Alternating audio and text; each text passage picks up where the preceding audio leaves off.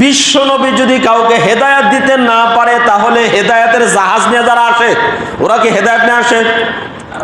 অনেক আছে না হেদায়েতের জাহাজ নিয়ে আসে, হেদায়েতের মালিকানা নিয়ে আসে। খুব ভালো মতো বোঝেন, বিশ্ব নবী যদি হেদায়েত দিতে না পারে, পৃথিবীর অন্য কোনো মানুষকে হেদায়েত দিতে পারবে?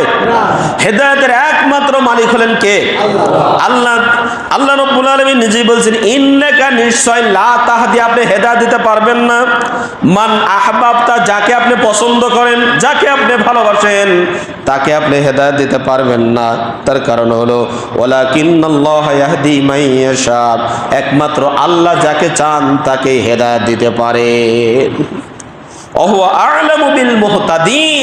আর কারা হেদায়েত প্রাপ্ত, এটা সবচাইতে ভালো জানেন কে? আল্লাহ ভালো জানেন। বিশ্ব নবীর কাছে আয়াতে কারিমা নাযিল হলো, তখন তিনি ক্ষান্ত হয়ে গেলেন। সম্মানিত উপস্থিতি, আবু তালেবের মহাব্বত রাসূলের প্রতি কম ছিল না বেশি ছিল?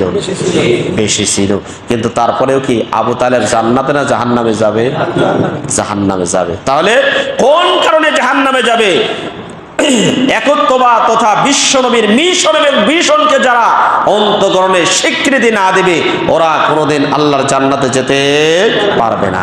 তাহলে এবার আসুন আয়াতের সাথে আল্লাহ রাব্বুল আলামিন যে বলছেন, কুল ইন কুনতুম তুহিব্বুনাল্লাহ, যদি তোমরা আল্লাহর ভালোবাসা পেতে চাও, তাহলে আমি নবীকে ভালোবাসো না আমি নবীর আনুগত্য করো? যারা বলেন কি করো?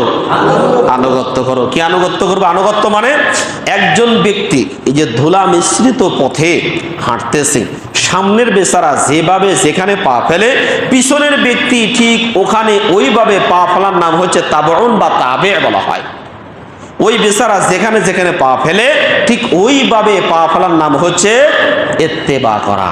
অর্থাৎ রাসূল যেভাবে পেশাব করেছেন, যেভাবে খেয়েছেন, যেভাবে ঘুমাইছেন, যেভাবে যুদ্ধের ক্ষেত্রে নেতৃত্ব দিয়েছেন, যেভাবে রাষ্ট্র পরিচালনা করেছেন, ঠিক ওইভাবে আমাদের করার নামই হলো অনুসরণ করা।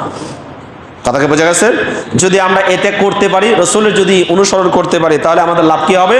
আল্লাহ রাব্বুল আলামিন বলছেন, ইহবিবুকুমুল্লাহ, তোমরা যদি রাসূলের আনুগত্য করতে পারো, তাহলে আল্লাহ তোমাদেরকে ভালোবাসবেন। সুবহানাল্লাহ। তাহলে আল্লাহর ভালোবাসা পাওয়ার মাধ্যম কি? রাসূলের বর্ণাঢ্য জীবনের অনুসরণ করা। এখন যারা রাসূলের জীবনের অনুসরণ না করে শর্ট জট সালামালা গায়ে দিয়ে ল্যাংটা হয়ে ঘুরে বেড়ায়, ওরা কি আসলে আল্লাহ রাসূলের আল্লাহ কি ভালোবাসা পাবে? যারা মানে ভালোবাসা পাবে? কোরআন আমাদেরকে বলে দিয়েছে। একটা লাভ গেল। 2 নম্বর হচ্ছে ওয়ায়াগফিরু লাকুম যুনুবাকুম, যারা রাসূলের আনুগত্য করবে, আল্লাহ তাদের জীবনের সব গুনাহ মাফ করে দিবেন। সুবহানাল্লাহ। এরপরে বলছেন আল্লাহু গফুরুর রহিম, আর আল্লাহ হলেন অতীব ক্ষমাশীল এবং দয়ালু। তাহলে আমরা আলোচনা থেকে কি পেলাম? আলোচনা থেকে এতটুকু পেলাম যে সিরাতুন নবী মানেই হলো বিশ্ব নবীর বর্ণাঢ্য জীবনের অনুসরণ করা। এখন রাসূলের বর্ণাঢ্য জীবন থেকে আমরা 2-4টা বিষয় একটু আলোচনা করি, দেখি কি আছে। নবী করিম সাল্লাল্লাহু আলাইহি সাল্লামের এই বর্ণাঢ্য জীবনের অনেক কিছুই রয়েছে। নবী সাল্লাল্লাহু আলাইহি সাল্লাম তিনি ছিলেন যুবকদের জন্য আদর্শ, শিশুদের জন্য আদর্শ, কিশোরদের জন্য আদর্শ, যুবকদের জন্য আদর্শ, বৃদ্ধদের জন্য আদর্শ, যুদ্ধের ময়দানে আদর্শ, একজন স্বামী হিসেবে আদর্শ তিনি, একজন বাবা হিসেবে তিনি প্রত্যেকের জন্য মডেল, ইমামতির ক্ষেত্রে তিনি একজন মডেল, সমাজ পরিচালনা করার ক্ষেত্রে, নেতৃত্ব দেওয়ার ক্ষেত্রে তিনি একজন মডেল। এরপরে যুদ্ধের ক্ষেত্রে যিনি প্রধান সেনাপতির দায়িত্ব পালন করেছেন, সেই ক্ষেত্রে রাসূলের আদর্শ আছে না নাই? জনাব আছে না নাই? আছে। আমরা সেই সমস্ত আদর্শের মধ্য থেকে, মডেলের মধ্য থেকে 4টা জিনিসের আলোচনা করব ইনশাআল্লাহ।